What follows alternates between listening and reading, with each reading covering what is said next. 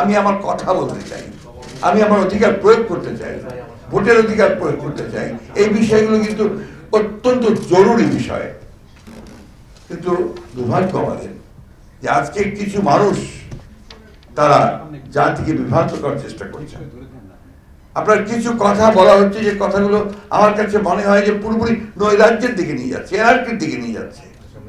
এটা আমাদের সকলের ঐক্যবদ্ধ হয়ে আপনার এটাকে বন্ধ করা দরকার। নাহলে যে লক্ষ্য নিয়ে এই যে আমাদের ছেলেরা প্রাণ দিয়েছে, আমাদের মানুষের প্রাণ দিয়েছে, এটা সবটাই ব্যর্থ হয়ে যাবে।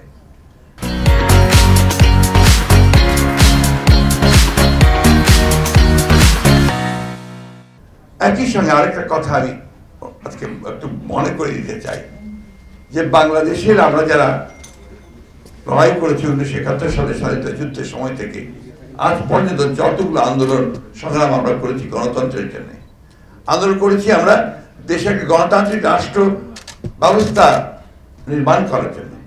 কিন্তু মাঝে মাঝে হঠাৎ করে কিছু কাজ হয় যেটা আপনার বিরাজনীতিকরণের দিকে নিয়ে যায়। এটা আমাদের সকলের অত্যন্ত সচেতনভাবে আপনার পরিহার করা দরকার। কারণ আমি যেটা সবসময় সবাই যেটা জানি, যে কোনো নির্বাচিত সরকারই হচ্ছে যে কোনো সরকারের চেয়ে ভালো, সে যেই হোক, যেই আসুক।